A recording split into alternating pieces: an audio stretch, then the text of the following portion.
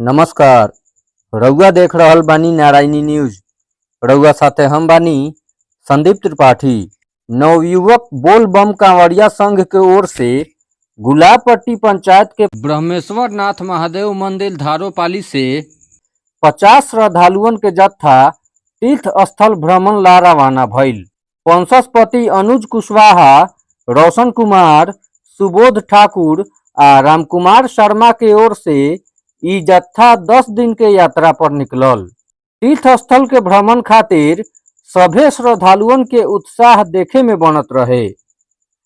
श्रद्धालुअन के जत्था भगवा रंग में मन मोहत रहे।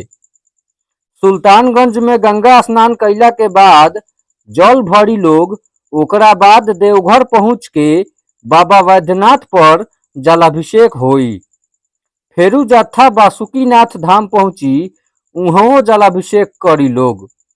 ओकरा बाद तारापीठ, रजरप्पा, राजगीर, बाबा विश्वनाथ के दर्शन के बाद अयोध्या में भव्य राम मंदिर के दर्शन कइला के बाद श्रद्धालुअन के जत्था साहेबगंज लौट आई।